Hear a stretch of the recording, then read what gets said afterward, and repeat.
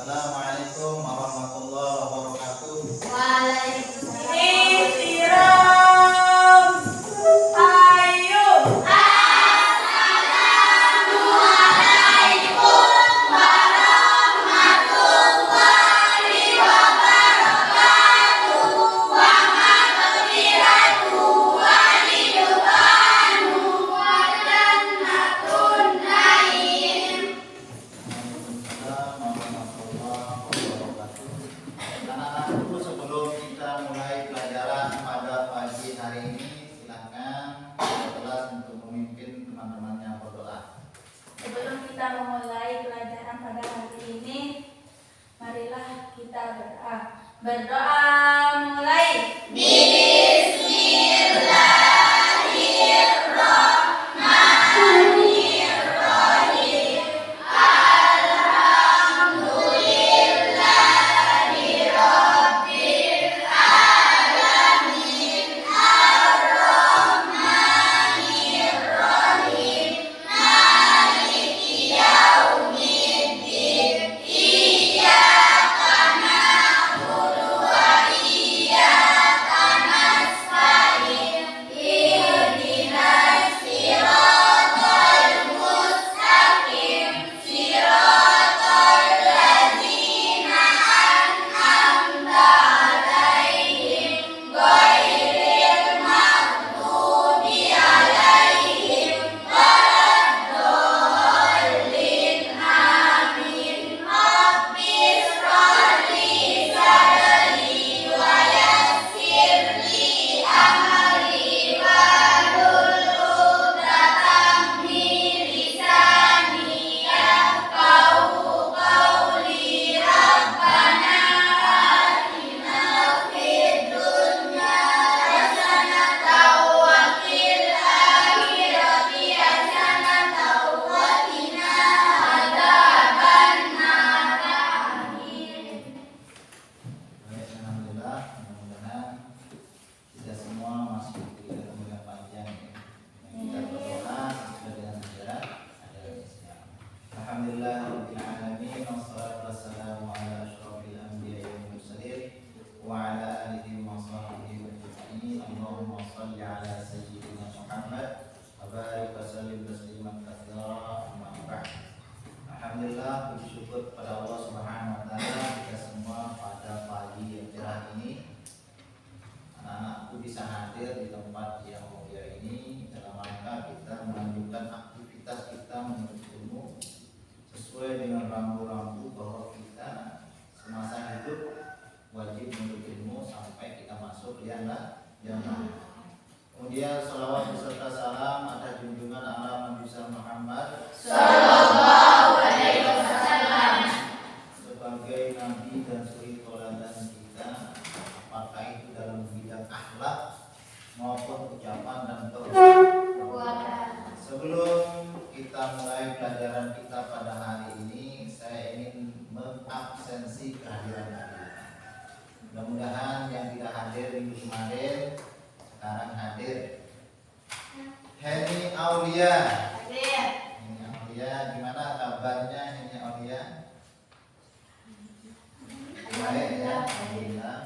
Qurratul Aini. Alhamdulillah baik. Mana Qurratul Aini, angkat tangannya. Masalah Qurratul Aini, bagaimana kabarnya Qurratul Aini? Alhamdulillah baik.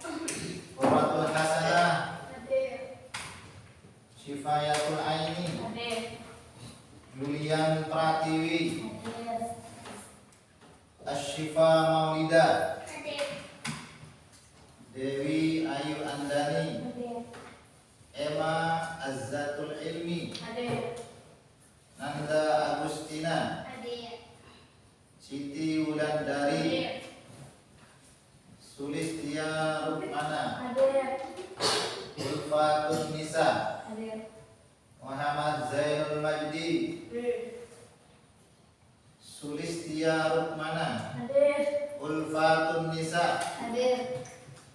Warningsih. Hadir. Sudah ya, ada berapa teman kalian yang tidak hadir, tidak mengikuti mata pelajaran pendidikan agama Islam dan budi pekerti pada hari ini? Ada berapa yang tidak hadir?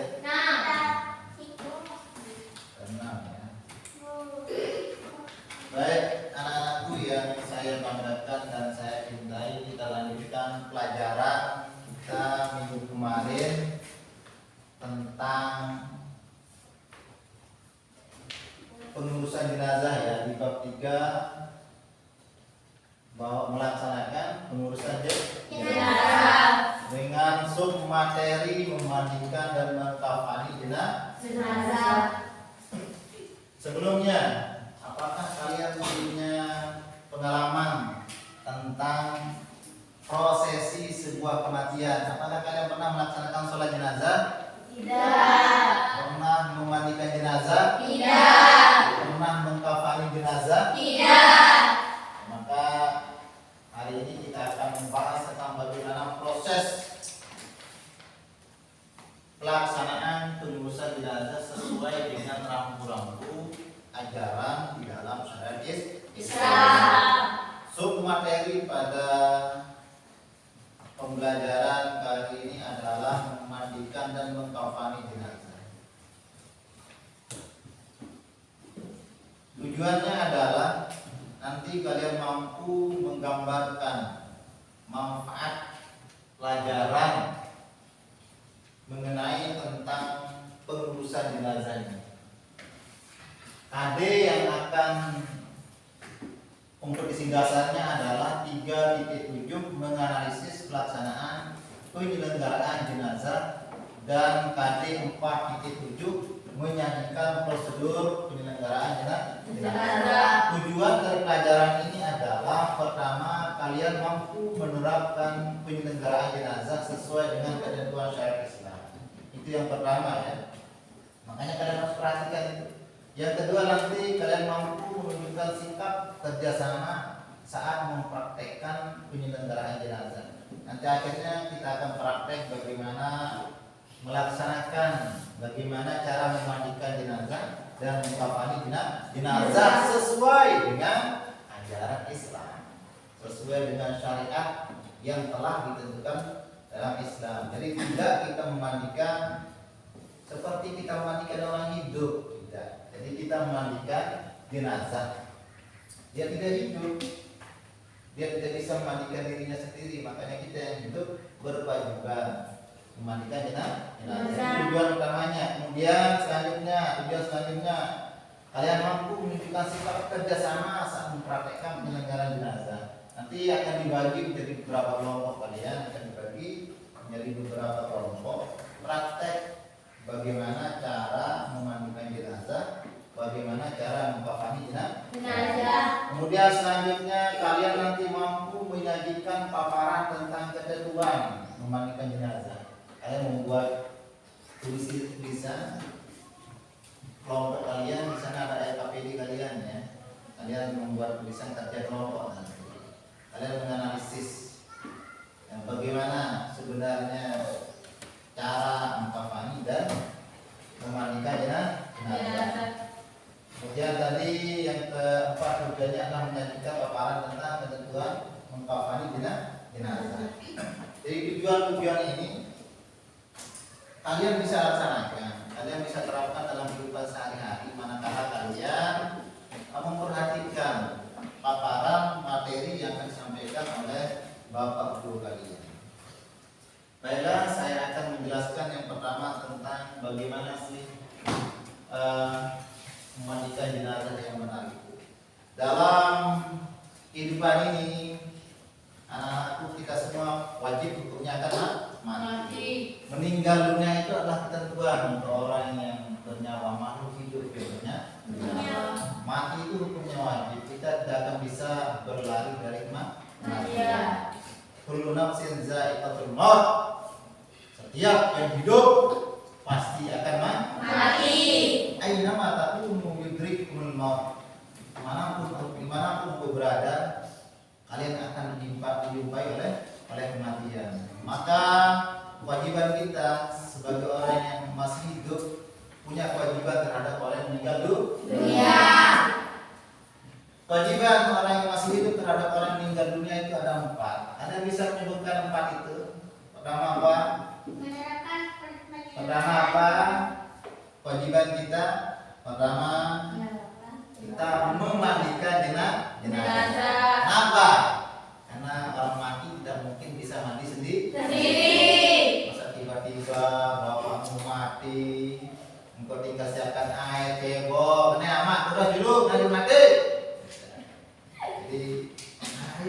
banget Pak, mandi sendiri nggak bisa. Jadi kita yang masih hidup yang berkewajiban memandikan jenazah. Dalam proses memandikan kita disunahkan awal-awalnya harus disunahkan kita, dianjurkan kita untuk mengudukan jenazah. Siapa yang mengudukan? Orang yang memandikan jenazah itu. Orang yang memandikan jenazah itu harus benar-benar orang yang adil, yang paham tentang bagaimana tata cara memandikan jenazah. Tidak seperti mandi biasa. Jadi ada hal-hal yang disunahkan di dalam memandikan jenazah. Contohnya yang disunahkan itu memulai guyuran air pertama itu dari atas, dari kepalanya. Kemudian ada doanya. Sebelum itu disunahkan berwudu. Yang memandikan jenazah tidak bebas, artinya dia ada ketentuan-ketentuannya. Kalau jenazahnya laki-laki yang memandikannya laki-laki. Kalau jenazahnya perempuan yang memandikannya perempuan. Kalau jenazahnya bencong yang memandikannya bencong. Tidak, bukan bencong. Jadi bencong di dalam hukum Islam tidak ada istilah bencong. Wanita ke laki-lakian. Laki-laki ke perempuan-perempuanan, apa istilah waria, wanita pria.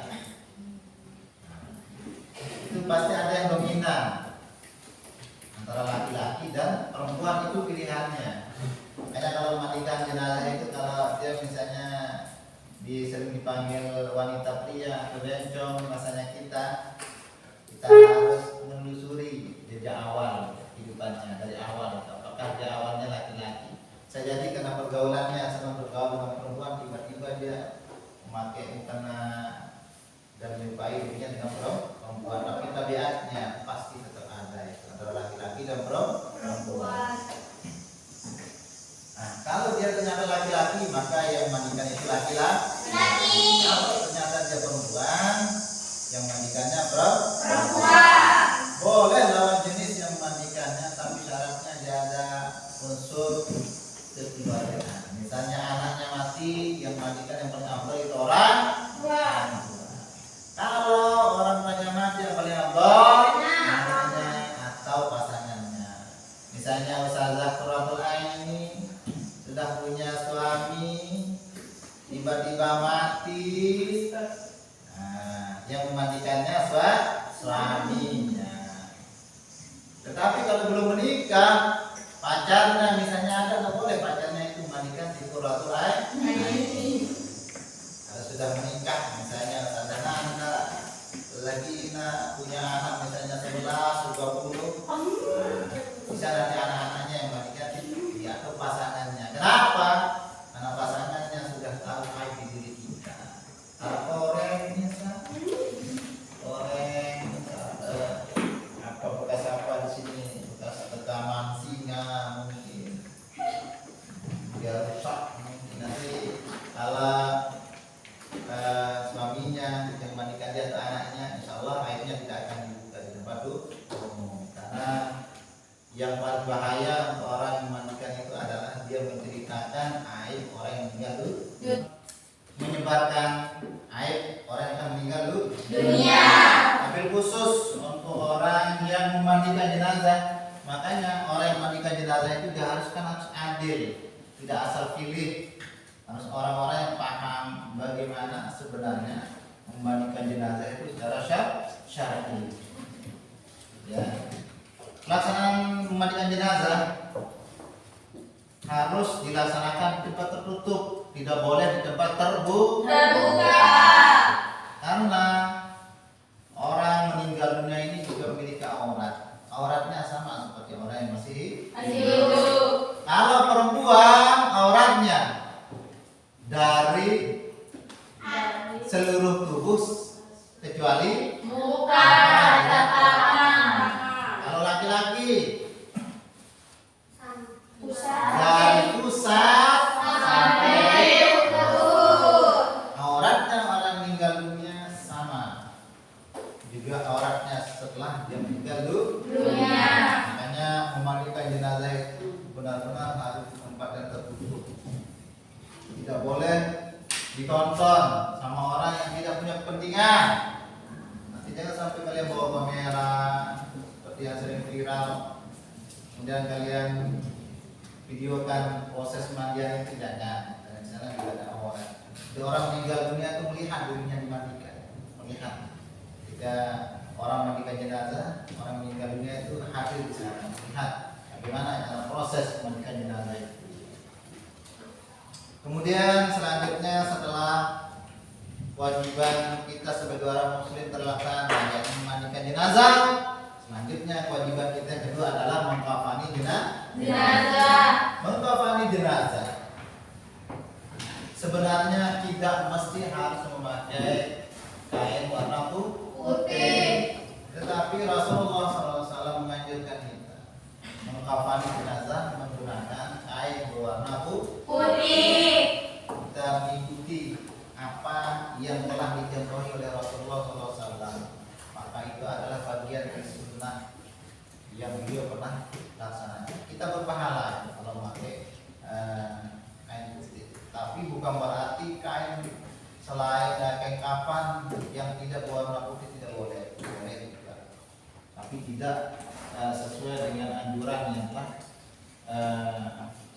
disampaikan yang telah dikerjakan oleh Rasulullah SAW. Untuk laki-laki sebenarnya boleh satu kita memakai kain kafan untuk satu jenazah. Syaratnya kain kafan itu harus lebar. Tapi kita disunahkan untuk perempuan dan laki-laki itu beda-beda. Untuk laki-laki disunahkan memakai kain kafan berwarna putih dengan 3 lapis. Kalau perempuan disunahkan memakai 5 lapis. 3 lapis untuk kafan panjang dan lebarnya, kemudian 2 lapis itu untuk sarung dan pakaian yang lingkup dengan seluruhnya. Itu dibuat dijadikan menjadi 5 lapis. Jadi laki-laki itu 3 lapis, perempuan 3 lapis. Kalau seandainya seorang yang meninggal dunia ini tidak punya harta, tidak punya uang untuk membeli kain kafan, bagaimana caranya nanti diambilkan uang untuk membeli kain kafan itu?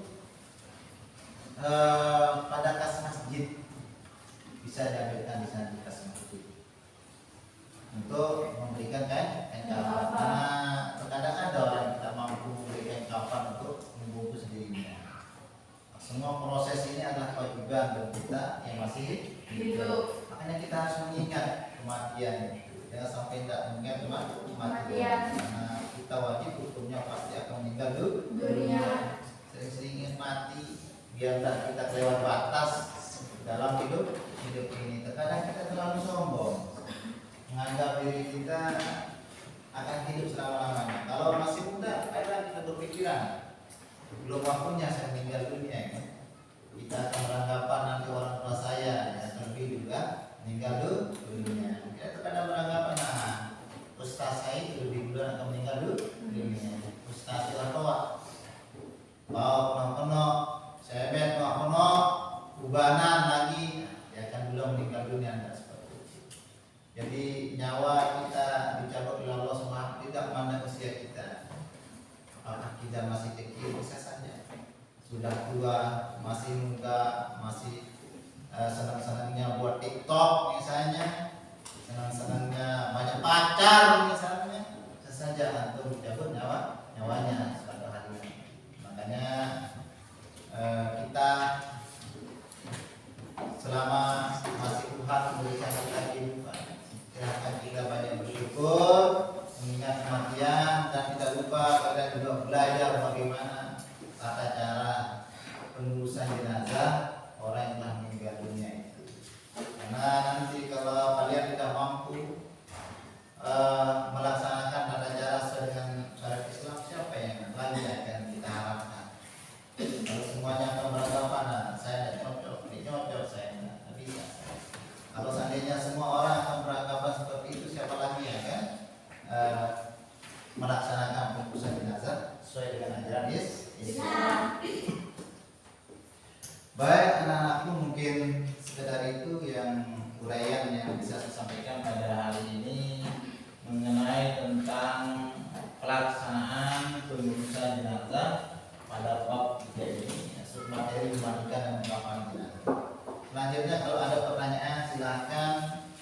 Kiranya satu-satu saya kasih 3 siswa untuk bertanya kaitannya dengan apa yang saya sampaikan tadi.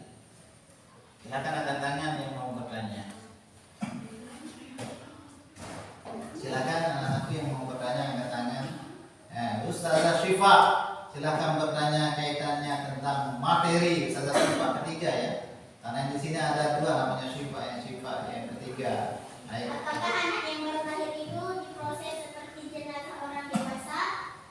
Anak yang baru lahir, Ustazah Ayu perhatikan, Ustazah Kia dan ketawa dulu belum saya sampaikan. Anak yang baru lahir.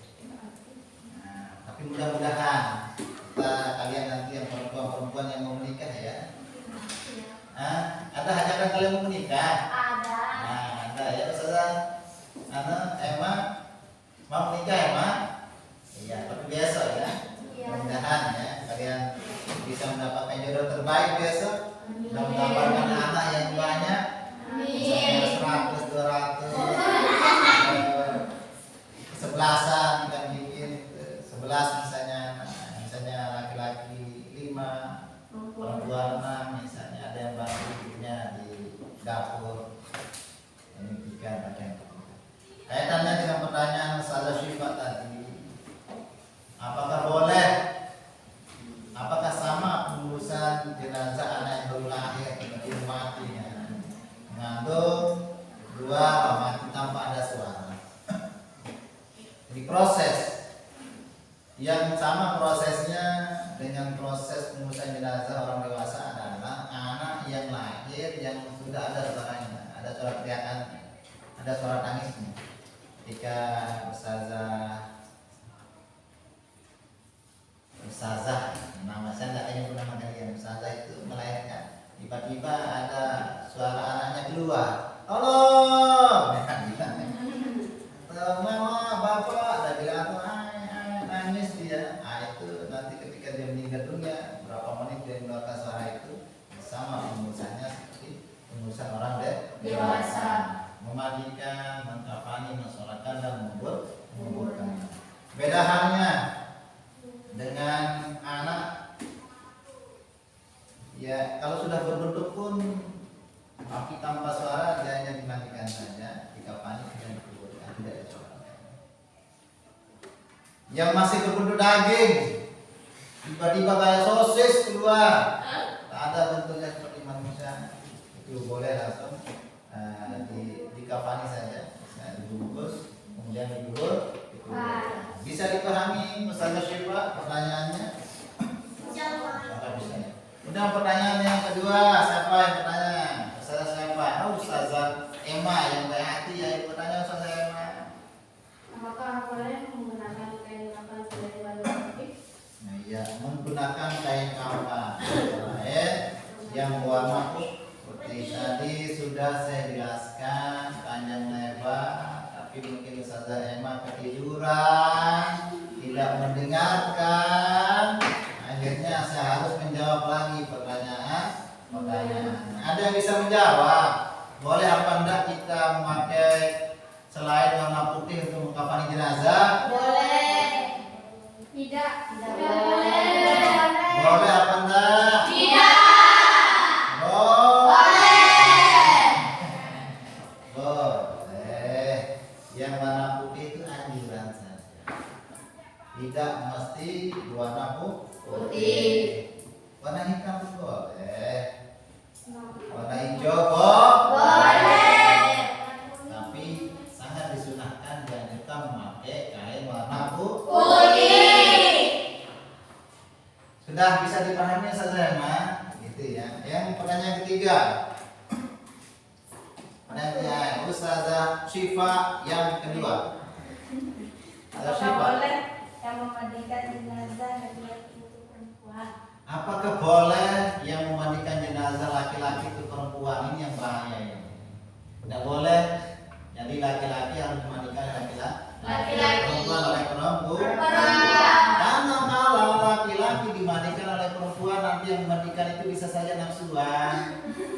Ya, bisa.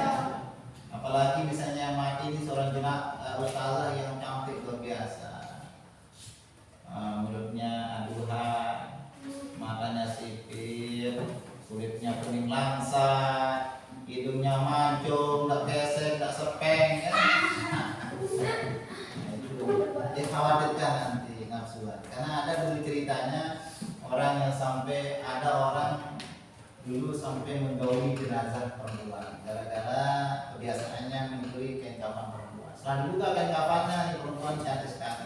Dia menggauli itu pernah ada ceritanya. Jadi alangkah baiknya, kecuali kalau yang meninggal dunia itu orang tuanya, yang meninggalnya anaknya, istrinya yang meninggal suaminya. Begitu ya. Ya. Jadi karena orang meninggal dunia juga auratnya sama seperti orang yang masih hidup. Sudah kita cukupkan sampai di sini. Tapi sebelum saya menutup, saya ingin bertanya satu pada kalian. Kalau ada yang bisa menjawab, silahkan dijawab. Kalau tidak ada yang bisa menjawab, nanti saya jawab sendiri. Pertanyaannya, Ustazah Nanda, berapa lapis kain kafan yang digunakan untuk jenazah laki-laki? 3 lah. 3 lapis. Benar Nanda itu? Benar. Pertanyaan kedua, Ustazah Qurratul Aini, berapa lapis yang digunakan kain kafan untuk jenazah perempuan? 5. Hah? 7.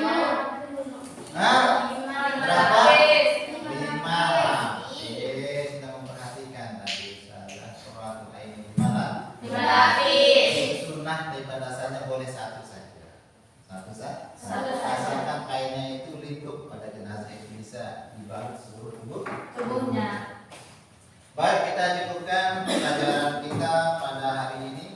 Mudah-mudahan besok minggu depan kita bisa berjumpa lagi dalam keadaan sehat walafiat. Amin. Saya ingatkan kepada kalian jangan lupa berdoa, jangan lupa beri salam nanti ke orang tuanya. Kalau kemudian kalian mau pulang, mohon hati-hati pakai motor, jangan kebut-kebutan. Ya. Berjalan lurus, jangan tengok kiri kanan. Kemudian tugas kalian di depan itu adalah kalian mengumpulkan tugas kepada saya. Kalian membuat video pembelajaran tentang bagaimana mengkafani dan memandikan jenazah. Minggu depan hari dikumpulkan, anak-anak bisa siap? Siap. Apa tugasnya? Membuat video Membuat video. mengkafani dan memandikan Jenazah. Kita cukupkan pelajaran kita pada hari ini. Mudah-mudahan kita semua bisa berjumpa dalam keadaan sehat walafiat. Amin. Kita tutup dengan